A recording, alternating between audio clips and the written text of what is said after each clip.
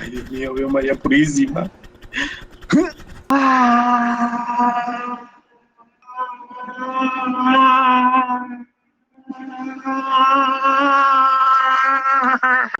Ay, bendito paracaídas, no se abrió a tiempo.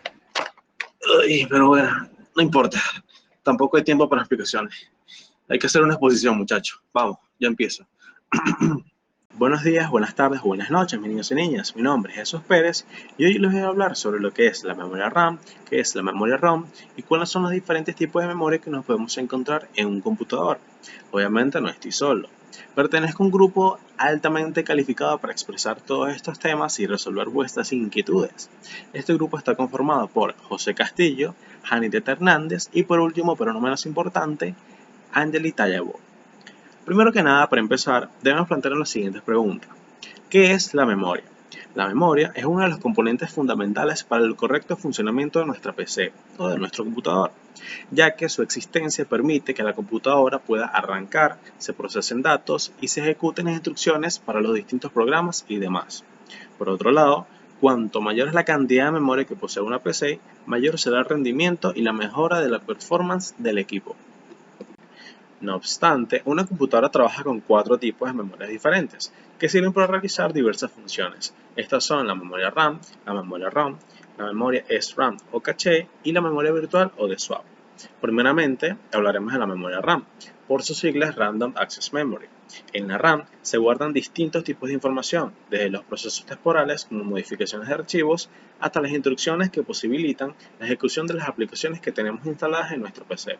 Por tal motivo, es utilizada constantemente por el microprocesador, que accede a ella para buscar o guardar temporalmente información referente a los procesos que se realizan en la computadora.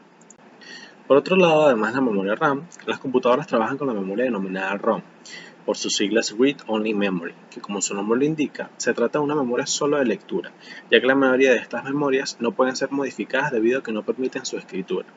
La memoria ROM viene incorporada a la tarjeta madre y es utilizada por la PC para dar inicio a la BIOS, lo cual es básicamente un programa que posee las instrucciones adecuadas para guiar a la computadora durante el arranque. Otro de los tipos de memoria utilizados por las computadoras es la denominada SRAM, más conocida como memoria caché. Tanto el procesador como el disco rígido y la tarjeta madre poseen su propia memoria caché, que básicamente resguarda distintas direcciones que son utilizadas por la memoria RAM para realizar diferentes funciones. El proceso que realiza la memoria caché es guardar las ubicaciones en el disco que ocupan los programas que han sido ejecutados, para que cuando vuelvan a ser iniciados el acceso a la aplicación logre ser más rápido. Por último, pero no menos importante, tenemos la memoria de swap. En algunas computadoras, sobre todo en aquellas que poseen sistemas operativos Windows o Linux, también encontraremos la denominada memoria virtual o de swap. Este tipo de memoria, que funciona de manera similar a la de caché, es creada por Windows o Linux para ser utilizada exclusivamente por el sistema operativo. En el caso de Linux, esta denominada memoria swap generalmente está ubicada en una partición diferente del disco, mientras que en el sistema de Microsoft es un archivo dentro del sistema operativo mismo. Muchas gracias, espero que les haya gustado y los dejo con mi compañera y gran amiga Angeli Tallabo. Hola, soy Angelita Yabo y yo les voy a hablar sobre la memoria caché. En informática se conoce como la memoria caché o memoria de acceso rápido a uno de los recursos con los que cuenta una CPU para almacenar temporalmente los datos recientemente procesados en un buffer especial, es decir, una memoria auxiliar. Los tipos de memoria de caché están caché de disco, caché de pista y caché de web. El funcionamiento de esta memoria es simplemente que cuando accedemos a un dato cualquiera, en nuestro sistema computarizado se crea de inmediato una copia de los datos más relevantes del mismo en la memoria caché, de modo que los accesos siguientes de dicha información la tenga a mano y no deban rastrearla hacia su lugar de origen. Ahora, las diferencias entre memoria RAM y la memoria ROM. En esencia, la memoria RAM es un tipo de almacenamiento temporal, en el que básicamente se almacenan los datos a los que el procesador debe acceder de manera inmediata para que no tenga que estar buscándolos en el almacenamiento del sistema o cálculo que ha hecho el procesador y necesita utilizarlos después para no tener que volver a calcularlos. Lo que diferencia la memoria RAM de la ROM no solo es porque la memoria es una memoria fija, es decir, no es volátil, sino que los datos permanecen ahí incluso sin energía, sino que además es de solo lectura y no puede volver a escribir nada en ella. En este tipo de memoria se almacenan cosas como la BIOS o el firmware de los dispositivos. Ahora os dejo con mi compañero José Castillo. Buenos días, tardes o noches. Mi nombre es José Castillo y hoy les vengo a hablar sobre los tipos de memoria caché y qué papel juegan los periféricos en las computadoras.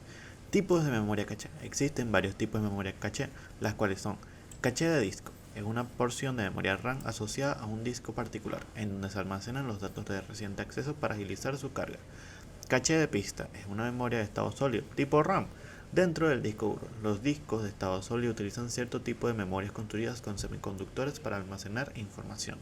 Caché de web se ocupa de almacenar los datos de las páginas web recientemente visitadas para agilizar su carga sucesiva y ahorrar ancho de banda. Este tipo de caché a su vez puede funcionar para un solo usuario, en modo privada, varios usuarios a la vez, compartida o en un conjunto para toda la red administrada por un servidor en pasarela. Caché privada. Son cachés del lado del cliente que funcionan solo para un único usuario. También existen paquetes específicos que se instalan como proxy local y actúan como caché además de realizar otras tareas. Caché compartida. Las caché compartidas sirven a varios usuarios. Los proxy cachés suelen ser usados por los proveedores de servicios de internet, universidades y empresas para ahorrar ancho de banda. La intermediación de estos proxy cachés difieren de la de los privados en que los clientes no necesitan ser explícitamente configurados para usarlo. Caché en pasarela. Funcionan a cargo del propio servidor original, de forma que los clientes no distinguen unos de otros. Pueden hacerse funcionar conjuntamente varias caché pasarelas para implementar una Content Delivery Network para maximizar el ancho de banda para el acceso de los datos de clientes por la red. Ahora, ¿qué papel juegan los periféricos en las computadoras? Con el pasar de los años, los periféricos en las computadoras han evolucionado a un ritmo bastante acelerado, pero no por eso es algo malo o peligroso, por lo cual lo que antes era suficiente para una persona el tener un mouse y un ratón y una impresora, en su computadora ahora es solo uno de los muchos periféricos actuales. Comenzando por el teclado, tenemos que es un periférico el cual manda información a la computadora de parte del operador. En la actualidad existen muchas nuevas marcas de teclados que brindan múltiples opciones al comprador. Tenemos desde teclados de membrana como mecánicos, con switches de diferente color y propósito, unos más silenciosos, otros más precisos y otros más sensibles al tacto. Y sin olvidarnos de que también dichos teclados poseen luces RGB totalmente customizables. El mouse o ratón permite al usuario desplazarse por la pantalla para seleccionar o ejecutar una acción mediante sus botones. En la actualidad, los botones tienen sensores ópticos para mejorar el desplazo del mismo y hasta traen más botones para configurar a gusto del comprador. Los audífonos se encargan de la salida de audio de la computadora, los cuales dependiendo del fabricante traen botones para silenciar los micrófonos que tengan en sí o en la rueda para bajar o subir volumen. Estos son uno de los pocos periféricos que una computadora lleva, aparte del monitor. También hay que tomar en cuenta si tiene un micrófono, aparte de los audífonos e impresoras. Ahora los dejo con mi compañera Haniref Hernández. Hola, mi nombre es Janire Hernández y hoy voy a hablar sobre los dispositivos periféricos de entrada y de salida. Comenzando con los dispositivos periféricos de entrada. Estos dispositivos permiten al usuario del computador introducir datos, comandos y programas en el CPU. Los datos se leen de los dispositivos de entrada y se almacenan en la memoria central o interna. Los dispositivos de entrada convierten la información en señales eléctricas que se almacenan en la memoria central. Existen varios dispositivos de entrada y unos de los más comunes son A. El teclado, que es un dispositivo eficaz para introducir datos no gráficos como rótulos de imágenes asociados con un despliegue de gráficas. B. El mouse, que es un dispositivo electrónico que nos permite dar instrucciones a nuestra computadora a través de un cursor que aparece en la pantalla y haciendo clic para que se lleve a cabo una acción determinada.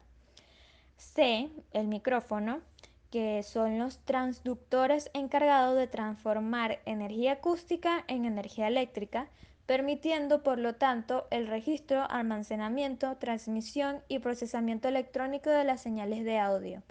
D, el escáner, que es una unidad de ingreso de información, permite la introducción de imágenes gráficas al computador mediante un sistema de matrices de puntos como resultado de un barrido óptico del documento.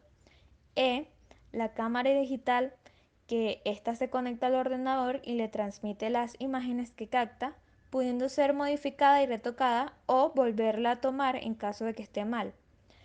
F, el lector de código de barras. Este es un dispositivo que mediante un haz de láser lee dibujos formados por barras y espacios paralelos, que codifica información mediante anchuras relativas de estos elementos.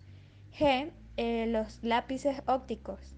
Es una unidad de ingreso de información que funciona acoplada a una pantalla fotosensible. Es un dispositivo exteriormente semejante a un lápiz, con un mecanismo de resorte en la punta o en un botón lateral, mediante el cual se puede seleccionar información visualizada en la pantalla. H, las palancas de mando. Este es un dispositivo señalador muy conocido, utilizado mayoritariamente para juegos de ordenador o computadora, pero que también se emplea para otras tareas. Y por último, las tarjetas perforadas, que son fichas de papel manila de 80 columnas, en la que podía introducirse 80 columnas de datos en formas de orificios practicados por una máquina perforadora. Ahora hablaremos un poco sobre los dispositivos periféricos de salida. Estos dispositivos permiten al usuario ver los resultados de los cálculos o de las manipulaciones de datos de la computadora. Existen varios tipos de dispositivos de salida. Uno de los más comunes son A, la pantalla o monitor, que es en donde se ve la información suministrada por el ordenador. B, la impresora, que es el periférico del ordenador que utiliza para presentar información impresa en papel. C, altavoces, dispositivos por los cuales se emiten sonidos procedentes de la tarjeta de sonido.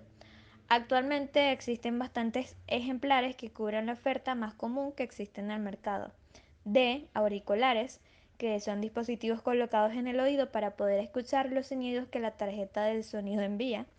E, las bocinas, que se utilizan como manejo de sonido para la salida de algún tipo de bocina. F, multimedia, que es la combinación del hardware y el software, que puede reproducir salidas que emplean diversos medios como texto, gráficos, animación, video, música, voz y efectos de sonido.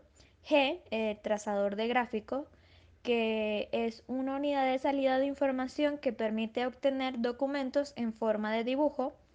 H, el fax, dispositivo mediante el cual se imprime una copia de otro impreso, transmitida o bien vía teléfono o bien desde el propio fax.